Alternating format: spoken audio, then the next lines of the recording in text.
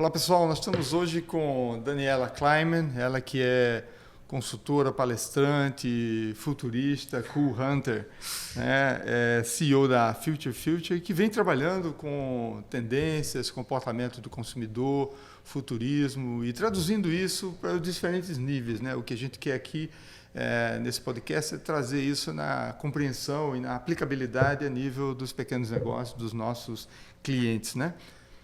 E muito bem-vinda ao podcast do Sebrae. A gente tem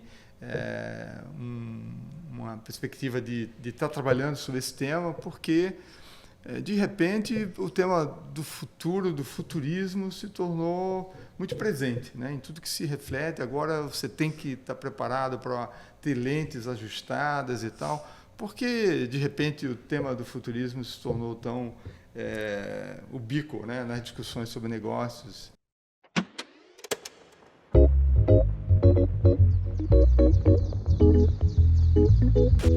Perfeito. Primeiro, muito obrigado pelo convite, gente. Estou muito feliz de poder falar bem focado especificamente para esse público, né, empreendedores, pequenas e médias, porque eu sinto que a gente não, enfim, a gente tem atenção, mas a gente não tem a devida atenção, né? Então é muito legal. Obrigado pelo convite. Estou animada aqui.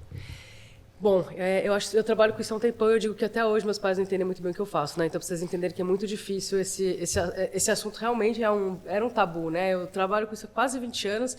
Durante muito tempo, demorou muito para eu conseguir explicar para as pessoas, para os clientes, enfim, para que isso servia. E aí eu acho que a pandemia veio realmente para fincar esse assunto. Mudou do dia para a noite radicalmente. Por quê? Porque tem muitos assuntos que a gente já falava há muito tempo, né? Quem trabalha com o futuro já falava há muito tempo. Acho que faz uns 10 anos, pelo menos, que a gente falava de trabalho remoto, a gente já falava de educação à distância, a gente já falava de novos formatos de compra e venda, ou seja, de varejo, onde o varejo não era só físico. E a gente falava isso para as próprias empresas. É só, legal, obrigada, mas em time que está ganhando eu não vou mexer. Está dando tudo certo, do jeito que está e beleza, obrigado. E aí, de repente, veio a pandemia. Do dia para a noite, todo mundo parou. Parou totalmente. Parou de vender, parou de ir para a escola, parou de ir para a faculdade, parou de trabalhar, parou. Ficou todo mundo trancado. E aí todo mundo entendeu que não poderia continuar existindo, os negócios não poderiam continuar existindo sem que tivesse um plano A, um plano B, um plano C, um plano D. Ou seja, a gente já poderia estar preparado para se coisas acontecessem. Obviamente não precisa ser só uma pandemia é uma das hipóteses. E se tivesse isso acontecido, eu já teria ali um site no ar para vender e-commerce, já teria lá no ar, não, já teria um monte de coisa esquematizada. Mas também podem acontecer outras coisas, né? Agora a gente está, nesse exato momento do mundo, por exemplo, vivendo 68 conflitos ativos no mundo. Eu sei que a gente olha mais para um, para outro, mas tem 68, ou seja, todas as pecinhas estão mexendo. Então é claro que a gente vai precisar ter um outro plano B, C, D. As coisas vão mudar, vai mudar a importação, exportação, vai mudar para quem eu vendo, vai mudar um monte de coisas dentro disso também, por exemplo. Né? Só um exemplo. A geopolítica afetando as cadeias de distribuição. Totalmente, sem dúvida nenhuma. Né? Então, e se afetar de verdade? E se acontecer uma certa coisa que vai afetar de verdade? Como é que eu já estou preparado para isso? Como é que é meu plano B aqui de saída? Como é que eu já tenho outra coisa para fazer? Então, acho que as pessoas pensaram nisso, né? Pensaram que talvez elas precisassem de outras possibilidades, finalmente. E aí, o negócio, acho que deu uma mainstreamizada. Explodiu um pouco mais e saiu daquele universo de grandes empresas multinacionais e realmente está cascateando agora para pequenas, médias e empreendedores, startups. Enfim, a gente vê isso num universo muito mais amplo. Ô Daniela, a sensação que a gente tem, né, com o passar do tempo é que o futuro vai ficando obsoleto cada vez mais rápido e com isso, inclusive as entregas ao consumidor, né, cada vez mais exigente e os produtos vão perdendo o seu ciclo de vida também cada vez mais rápido.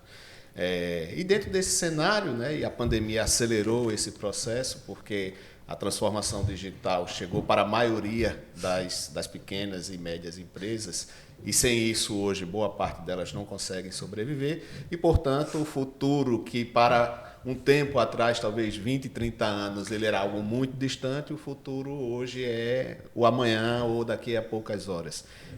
Olhando para o pequeno negócio, como que ele pode se preparar para esse futuro que já não é mais daqui a 5, 10 anos e é um futuro que é talvez daqui a 5, 10 minutos e tudo pode mudar. Perfeito. Tem até um slide grande na minha apresentação que eu falo, o futuro não é mais o que seria, né? A gente tem um certo momento que você imagina como as coisas vão ser, como elas vão estar encaminhadas, principalmente quando você monta um negócio, né? Você monta ele, você fala, bom, eu vou começar assim, depois vai acontecer tal coisa, depois tal coisa, vou vender assim, vou crescer assado, e o mundo tá mudando inteiro. Só você continua igual, né? Você tá no seu plano inicial ali, que você montou no seu business plan, mas o mundo inteiro tá mudando, né? Então, acho que a primeira coisa é saber que tudo que eu tô criando hoje, eu vou ter que mexer nele depois. Então, a gente tinha muito essa cultura de fazer planejamentos de 3 anos. Gente, agora o planejamento é de ano a ano, com revisão a cada 3 meses, pelo menos, porque as coisas realmente vão mudando muito, né? E a gente está num cenário de instabilidade também, né? Econômica e tudo mais. Então, também isso vai afetar. Então, acho que essa revisitação muito mais rápida e com vontade de mudar, né? Também não com vontade de falar, não, mas isso não precisa, não. Com vontade de falar, não, vamos lá, porque eu só sei que a mudança talvez seja melhor. Mas eu acho que talvez a melhor coisa a fazer é estar sempre conseguindo acompanhar. Eu sei que isso é um pouco do meu trabalho, que é o que eu faço, mas eu amaria se as pessoas também fizessem isso. Eu acho que todo mundo, a partir de agora, tem que ser meio futurista, tem que estar acompanhando as coisas. Principalmente, o quê? Novos comportamentos. Então, assim, eu não entro, não uso rede social, não posto. Azar, usa como eu uso para trabalho. Eu sigo quem eu tenho que seguir, eu faço toda uma curadoria de quem é importante, quem está fazendo tal coisa, né, pessoas que são importantes, novas gerações. É isso que me alimenta quando a gente fala de comportamento das pessoas. Então, eu sigo um monte de coisas que não tem nada a ver com a minha vida pessoal ou meus gostos pessoais, mas ele me dá muitos indícios do que vai e pode acontecer. E, por outro lado, a gente não pode deixar de entender tecnologia, né? Eu acho que a tecnologia, a gente se assusta bastante. A gente quer... Isso acontece com as grandes também. É bem interessante que nesse quesito que tecnologia, acho que os pequenos e médios e as grandes estão até que quase parecidas. Elas sabem que elas existem, elas querem usar essas tecnologias. Vamos por AI, né? Inteligência artificial, que todo mundo está falando, é a bola da vez. Eu quero usar, é muito importante. Não tenho a menor ideia de como começar, não tenho a menor ideia de quanto custa, não sei como fazer. Então, eu acho que o interessante é não ficar repetindo só, eu vou usar a inteligência artificial, eu devo usar, e ficar se cobrando, mas é tentar quebrar a lógica dessas tecnologias, tentar entender um pouquinho, porque é muito... Na verdade, se você for literalmente agora, hoje em dia, se você jogar no AI e perguntar sobre como usar no seu dia a dia o AI, ele vai te dar um monte de opção já, né? Então, é realmente ir um pouquinho atrás e não esperar alguém vir te vender alguma coisa, porque a maioria delas nem precisa ser vendida para você consegue de graça. Então, quando a gente quebra, por exemplo, AI, inteligência artificial, em vez de pensar que é uma coisa muito distante de mim, muito difícil, um ser ali que eu nunca vou entender, que eu nunca vou poder pagar, é mais fácil a gente começar a entender ela como um monte de aplicativos. Pense que são vários aplicativos e cada um deles é bom numa coisa. Um é muito bom em fazer texto, outro é muito bom em fazer contas, outro é muito bom em fazer imagens, outro é muito bom para fazer vídeos, outro vai fazer seus posts muito bem, outro vai fazer seu site muito bem. Música. Então você vai selecionar. Você precisa saber todos, você precisa conhecer todos, você precisa ter todos? Claro que não. Você vai escolher aqueles que fazem sentido para o seu negócio, você vai aprender a usar como... Eu faço isso. Tem dias que eu sento ali e falo, agora eu vou aprender a usar este mundo no metaverso. E pegando nesse ponto aí, eu acho que talvez assim, a maioria das pessoas, né, e a maioria dos empresários não conseguem fazer a priorização do que é que tem que ser utilizado. Talvez diante de tantas ferramentas que estão aí disponibilizadas, cada um fazendo a sua parte, cada um melhor no seu pedaço, e eles não conseguem se encontrar. Olhando para esse aspecto de como eu posso me encontrar dentro de um futuro que todo dia ele come um pedaço do meu negócio. Como é que ele tem que se comportar diante disso? Eu acho que é isso que eu acho que é o que eu comecei a falar. Eu acho que o importante é, se eu estou olhando para onde as pessoas estão indo, porque eu estou seguindo ali um monte de... Hoje é mais fácil, né? Antes eu tinha que ir para a rua. Literalmente eu tinha que ir para a rua, em diversos lugares, e viajar, e etc. Hoje em dia eu posso me conectar nas redes sociais e eu consigo entender o que as pessoas estão fazendo, quais são as tendências, pelo menos as mais próximas, né? Se a gente está falando das mais próximas, elas estão ali. E se eu entendo minimamente um pouco de tecnologia, se eu começar a escutar um assunto pipocando em AI, eu vou tentar sentar... Gente, não tem curso bom dessas coisas. Você vai sentar lá e vai fazer, assim como eu vou sentar lá e vou fazer, eu vou aprender. Talvez a gente tenha que também ter essa mentalidade, né? De, tipo, eu tenho que me empoderar desse negócio e entender isso. Então, você vai lá e vai entender um pouquinho. E aí você vai misturar essas duas coisas, que é grande parte do meu papel, né? Misturar as pessoas com as tecnologias. E o que a gente faz justamente é ficar fazendo essas combinações. Tá, mas e se essa tecnologia misturar com esse comportamento, o que pode acontecer? Por isso que a gente fala que a gente cria cenários futuros. É óbvio que eu não sei qual é o futuro, mas o que a gente faz é que a gente cria uma infinidade de cenários futuros cruzando essas informações, e aí a gente tem um panorama geral, ou seja, não vão todos acontecer, mas muitos deles provavelmente vão acontecer. E aí, quando eu já acho que eu sei aquilo que vai acontecer, eu já consigo me preparar. Isso serve tanto para um curto prazo, quanto um médio, quanto um longo, né? Então, exatamente, é um exercício de imaginar possibilidades. É gostoso de fazer, né? Acho que as pessoas não se permitem fazer isso porque elas são muito presas nos resultados. Mas é se soltar do resultado daquele minuto, para você se permitir imaginar algumas possibilidades. Pode acontecer isso como eu... fumaça no Brasil inteiro. Olha, algumas possibilidades. Pode acontecer isso aqui com o meu negócio, pode acontecer isso, pode acontecer cenários positivos, cenários negativos, vários cenários. E aí, quando você já tem todos eles, daqui já vem muitas ideias novas de negócio, novos formatos também, e você já está ali meio esperto para tudo aquilo que pode acontecer, né? Então, eu acho que é isso, é esse exercício de você coletar um pouco de dados, eu acho importante. Pode fazer isso sozinho, pode fazer isso com consultor, enfim, né? Claro, eu sou uma dessas consultoras, por exemplo, mas eu acho que é um exercício de você imaginar, se soltar e fazer um exercício de imaginar quais são as consequências disso que eu estou vendo. E eu acho que as pessoas não vão até aí. Essa é a grande questão. Por isso que elas param quando elas escutam, AI é a bola da vez. Ok, parei. Elas param ali. Então, eu acho que o nosso... Obviamente, principalmente quando você é empreendedor, eu já fui empreendedor, já tive 3 startups antes da Future, que é uma velocidade totalmente diferente. O mais importante era eu a todo tempo estar dizendo, mas não vai dar certo por causa disso, então muda. Não vai dar certo por causa... Eu era a mais anti a minha empresa de todas, porque eu precisava entender o que podia dar errado e mudar rapidamente. Então, antes de lançar, a gente tinha mudado 20 vezes, porque o tempo ia passando e as coisas iam mudando. Então, eu acho que essa disponibilidade para mudar sem medo também é importante.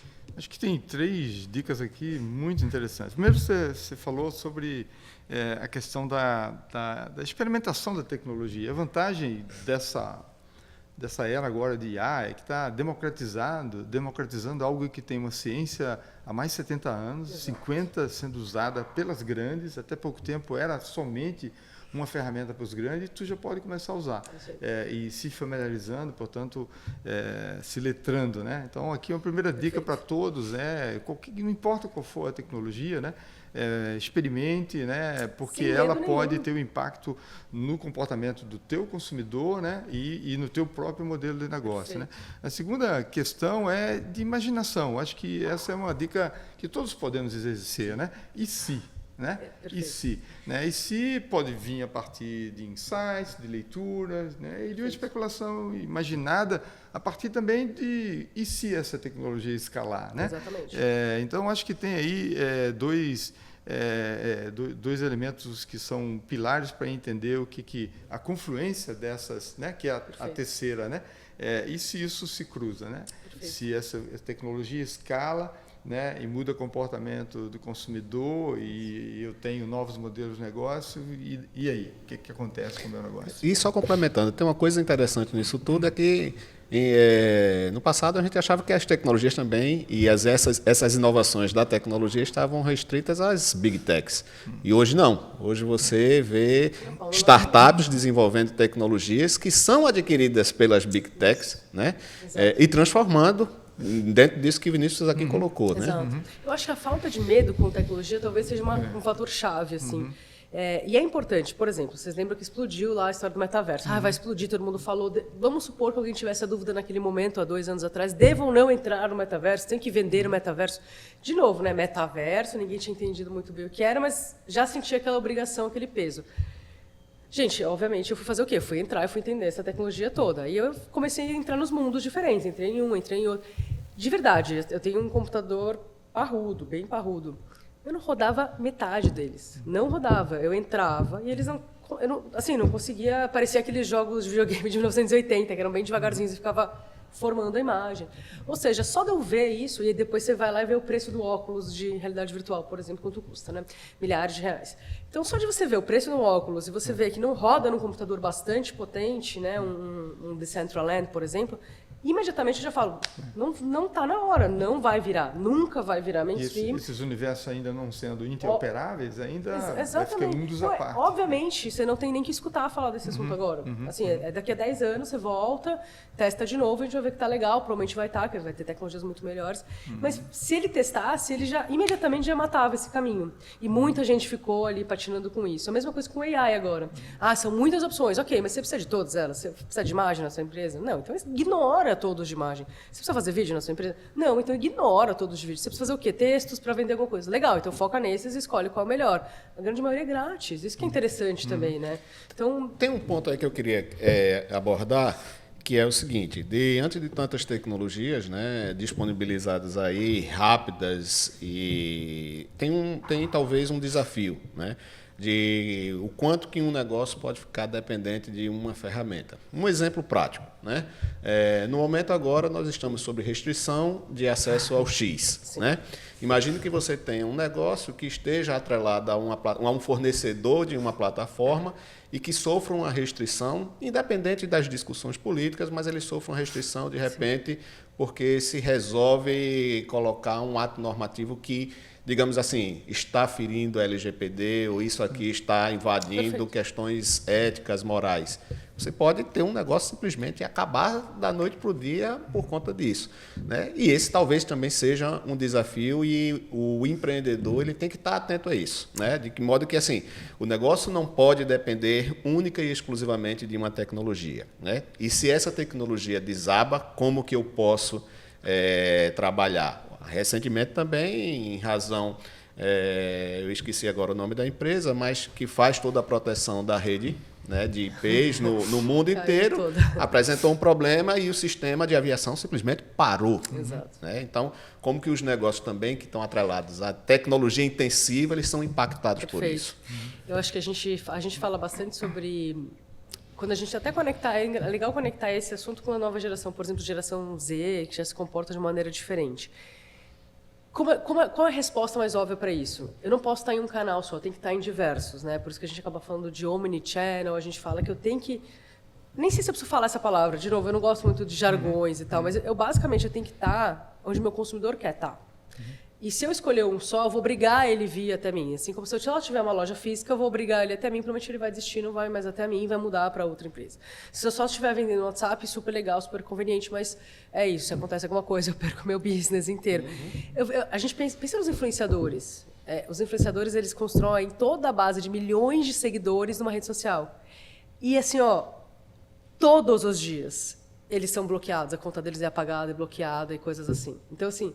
Literalmente, ele perderia todo o negócio dele, que é uma coisa desesperadora. Tem contas que amanhecem no dia seguinte sem com as coisas apagadas, sumiram todos os posts. Então, existe esse lugar. Então, o que eu entendo quando a gente fala dessas novas gerações, elas têm duas grandes características. Acho que a primeira delas é que elas são totalmente já conectadas. Então, assim, elas vão estar em todos os canais. Então, a gente também precisa estar em todos os canais. Seja para conversar, seja para entregar alguma coisa, seja para finalizar uma venda. Eu vou finalizar uma venda onde eles quiserem. Né? Acho que essa é uma das coisas principais. Não é me jogar daqui para lá, não é... Onde você estiver, eu vou finalizar aquilo ali também. Eu acho que essa é uma dica bem importante, porque senão eles desistem e tchau. Então, eles são super conectados, eles já estão em todos os lugares, então eu consigo atingir eles de diversas formas, mas não é... Eu posso até ter um consumidor nichado, mas ele não está em canais nichados. Eu posso acessar ele de diversas formas. E a outra coisa que eles têm, que é bem interessante, eles são consumidores, talvez essa seja uma das primeira vez que a gente vê isso, que é um consumidor expert, né? Ou seja, mil anos antes de ele chegar, ir até o momento da compra, ele já estudou, já olhou, já viu aquilo, já entrou em todos os sites, já entrou nas redes sociais para ver, já viu os reviews, já viu se é legal, já entrou no Reclame Aqui. Não, ele chega na loja sabendo mais que o vendedor, né? Então, assim, a gente tem... E a gente está fazendo isso com vários assuntos, com saúde também, né? A gente chega no médico hoje e já fala, eu acho que eu tenho isso, eu acho que eu tenho aquilo, porque eu já procurei meu diagnóstico, enfim. Então, a gente tem um consumidor expert. Então, nosso nível tem que subir muito na hora de falar com eles. Mas é muito, né? A gente precisa dominar aquilo que a gente está vendendo e a gente precisa arranjar outras ferramentas aqui para a gente conseguir convencê-los de que aquilo é uma coisa interessante ou não. Então, isso muda também nosso relacionamento, né? A gente também precisa ser, enfim, precisa levar a barra aqui da nossa conversa. Então, eu acho que isso acaba mantendo também. Ou seja, se eu consigo entregar isso, também mantém uma fidelidade, né? Melhor. Ou seja... Então, já que você tocou no ponto, as novas gerações Z, por exemplo, e você tem falado, né, que essa é uma geração, e esse comportamento como eles se comportam, né, enquanto consumidores, do ponto de vista do marketing, um pequeno negócio que precisa, e nós mesmos, Sebrae, que precisamos chegar até esse público, você tem falado que são novos gatilhos, né? São novas formas de você trazê-los para uma interação com o seu serviço e tal. Você poderia falar um pouquinho sobre isso? Acho que a primeira coisa é tempo, né? Tem que ser muito... Qualquer coisa que eu fizer tem que ser rápido. Tipo, não adianta absolutamente nada eu contar uma história, tem que ser muito rápido. Outra coisa, eu acho que tem que ser muito esteta. A gente tem que se preocupar, talvez a gente nunca tenha que ter feito isso antes, mas a gente passa a ter que se preocupar muito com a estética do que a gente está apresentando para eles, porque pensar essas pessoas, a gente está disputando a atenção deles com coisas lindas o dia inteiro, eles estão consumindo conteúdos absolutamente lindos, gratuitos. Às vezes em poucos segundos, mas tem um storytelling impactante. Né? Exato, a gente precisa tirar eles desse lugar, né? Acho que depois é uma coisa da linguagem. Talvez essa seja uma das coisas mais importantes. A linguagem está muito próxima do que faz sentido para eles. Talvez as maiores coisas que a gente tem, para mim, e talvez o grande sucesso, por exemplo, no Nubank, não é o cartão, não é o modelo, não é a conta, não é a taxa zero, é o atendimento, é a linguagem do atendimento. É eu mandar emoji para o cliente ali do outro lado, é eu falar, e aí, brother, tudo bem?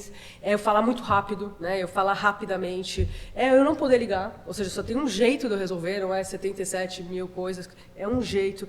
Então, eu acho que a linguagem, e eu falei dela de diversas maneiras, mas esse atendimento é interessante, essa relação com eles, eu acho que ela tem que ser totalmente próxima, assim, ela tem que ser informal, próxima, rápida e bonita. Olha e é que interessante porque a gente até teve no passado, né, nós entramos nisso, de que o ICQ, por exemplo, talvez tenha sido a plataforma de chat daquela época que mais aproximava para uma linguagem diferente, Total. já incentivava uma linguagem diferenciada, né?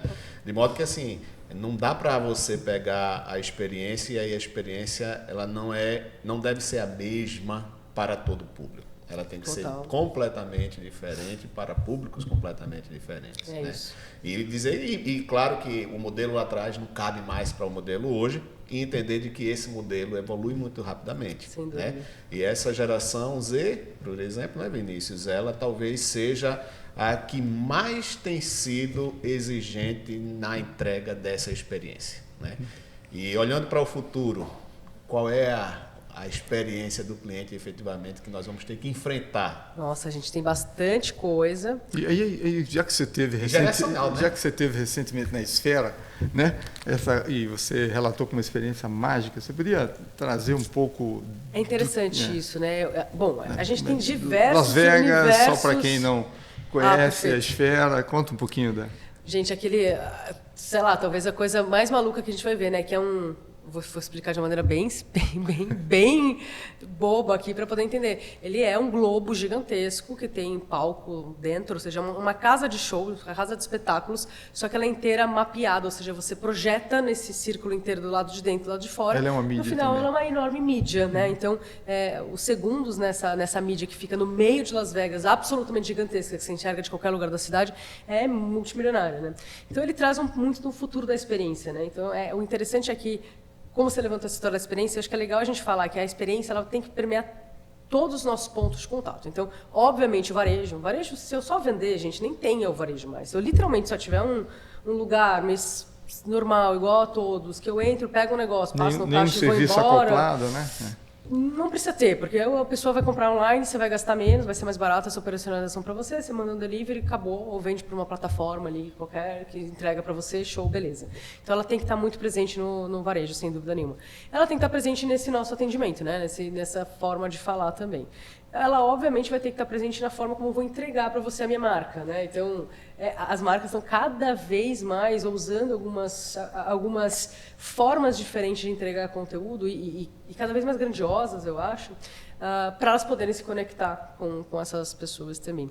O grandioso não tem a ver com dinheiro, mas ela tem a ver com ousadia, eu acho, né? Então, eu acho que quanto mais ousado a gente for também, dependendo do seu target, eu acho que tem uma conclusão interessante.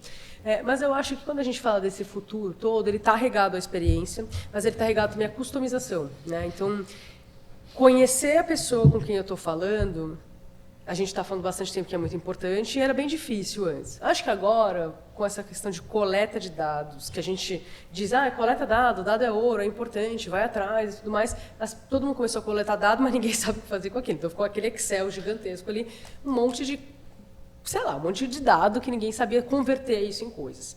E aí entra quando a gente começa a falar que as coisas vão mudando. Então, por exemplo, quando você pega a inteligência artificial, que está agora... um desses appzinhos de inteligência artificial que você pode escolher para usar, muitos deles são excelentes em analisar os dados. Então, eles cruzam muitos dados. E eles não só mais agora me dão o resultado desse cruzamento, que era uma coisa que talvez muitos já tivessem, mas ela me dá recomendação do que fazer com aquilo. Então, acho que esse é o grande passo que a gente vai ver daqui a pouco. Ou seja, grande parte do trabalho eu posso terceirizar, né, para uma ótima tecnologia que se eu sentir que está dando... A gente está treinando ela, mas daqui a pouco ela vai ser muito eficiente. Ela vai nos dar recomendação já do que fazer. Então, quase que eu vou ter um grande parceiro de negócio, né? A gente vai ver essa tecnologia como um parceiro para eu fazer brainstorm, briefar, pensar como vai ser minha próxima campanha, porque essas recomendações realmente vão conseguir trazer esses skills que eu não tinha, né? Porque às vezes quando eu sou pequeno ou empresário, eu não tenho como ter uma equipe de marketing, né? Eu não tenho como ter uma equipe criativa, não tenho como ter uma equipe de criação de produtos que fica... Ou eu produzo ou eu crio novas coisas, né? Eu não consigo fazer tudo ao mesmo tempo. E eu acho que a gente vai ter essas tecnologias como esses nossos aliados por um custo muito baixo. E eu acho que isso vai revolucionar também a forma como a gente se conecta com os públicos diferentes. Que eu consigo entregar coisas diferentes, porque ela está me dizendo, esse público é mais interessante por causa dos dados que eu estou analisando. Então, vá nesse público, por exemplo, coisas que a gente ia no feeling até agora, né? Vamos no feeling. Então, ela vai dizer, esse aqui é mais interessante, porque o poder aquisitivo está aqui, porque a quantidade de pessoas que vai até você está blá. Então, esse público, o que eles gostam? Ela já vai começar a navegar junto contigo, por exemplo. Né? Então, eu acho que isso vai ser interessante. Ele vai até nivelar um pouco, né? Ele vai nivelar, e aí eu acho que a gente vai ter que se propor a fazer os nossos diferenciais a partir daí também. A inteligência artificial, ela democratizou, oportunizou, mas ainda enfrenta uma série de desafios. Sério, eu né? nem diria que já democratizou, etc. Eu ainda acho que vai um caminho para a gente continuar treinando ela ficar... Isso. Mas eu acho que tem questões éticas, morais e se ela é capaz, né, efetivamente de se transformar, como recentemente, uma tecnologia, uma inteligência artificial teve que ser desativada porque ela teve a capacidade de alterar o próprio código. E talvez esse seja o grande desafio do futuro. Eu acho que isso também tem alguma relação, olhando para os pequenos negócios, de que muitas vezes é preciso também que o próprio empresário mude o código para poder continuar a sua sobrevivência. Perfeito, né? ótimo analogia. E aí esse talvez seja o grande desafio, né? E o futuro também vai depender da capacidade de você entender esses movimentos, né? Inteligência artificial, olhando ainda para esses desafios, tem muito a caminhar? Gente, tem muitíssimo, é um bebê, uma tecnologia bebezona ainda. A gente está na fase 1 ainda, que são essas, a gente chama de generativa, mas basicamente são múltiplas inteligências artificiais, boa em uma coisa. Cada uma é boa para uma coisa em uma coisa. Pensa que nos próximos passos elas vão cruzar elas vão acumular... caminhando para a genérica. Skills, né? Elas vão acumular todos eles e aí elas vão pensar como a gente, já que a gente consegue conectar. Por enquanto elas não estão conectando muitas coisas, elas estão mais independentes. A gente já consegue conectar todas essas coisas, então elas vão se igualar às nossas formas de pensar e agir. E aí, nesse momento também, elas vão poder fazer muita coisa por nós. A gente vai deixar, né? Ou seja, quando a gente começa a falar de casa automatizada, IoT, Smart Things, a gente vai deixando. Por que não? Vou largando, né? Mas em algum momento, talvez, elas estejam fazendo todas as nossas decisões por nós, né? E a gente não está nem prestando mais atenção. Vai chegar coisa na minha casa que eu não comprei. Por quê? Porque um dia lá atrás você colocou numa lista de compras e falou, pode pedir para mim restocar se acontecer isso, enfim. Então, a gente vai ver essas decisões todas sendo tomadas. E um terceiro momento realmente aí é quando ela vira uma AI fazedora de AIs, ou seja, num universo mais autônomo. Se reproduz. E aí né? talvez, enfim, vamos ver o que vai acontecer. Mas a gente, ou seja, tem fases, mas a gente está no baby fase ainda, né? Então, por enquanto, eu diria que está dominado. Você falou que esteve aí participando da fundação de umas 3 startups e tal, e você trabalha o tema de tendências e cenários e tal. Considerando o que você está vendo aí dessas macro tendências, onde é que está a grande aposta aí para dores ou soluções que possam responder? Olha, gente, eu acho que, sinceramente, a gente está com algumas dores bem grandes no momento, né? E eu não poderia deixar de dizer que talvez a maior oportunidade de todas é também a nossa maior dor, que é a nossa crise climática, né? A gente não tem uma solução. A gente está literalmente apostando para ver se as tecnologias evoluem, para ver se elas criam uma solução, né? É isso que eu falo, você faz brainstorm com a tecnologia. Mas eu acho que as grandes oportunidades estão exatamente em desfazer o que já foi feito. Né? Então, quem começar a limpar as clean techs, né? As green techs, clean techs, aí realmente eu acho que a gente vai ter, enfim, infinitas oportunidades, trabalhos e, enfim, dinheiros. Maravilha. Muito obrigado, Daniela. Obrigada a Muito você, bom, né, gente. tê-la aqui compartilhando esses insights. A gente tem um desafio enorme também, Sebrae, de compreender tudo isso, acelerar o nosso letramento para ajudar, né, Claro. Milhares de empreendedores que precisam compreender que o mundo está mudando muito rápido, né, que esse futuro chega muito mais rápido. Mas que tem, como você bem colocou, né, como fazer, independente do tamanho do seu Sem negócio, dúvida. já começar a olhar os sinais de futuro, se adaptar, né, e dúvida. aproveitar as oportunidades. Né? É isso. Muito obrigado.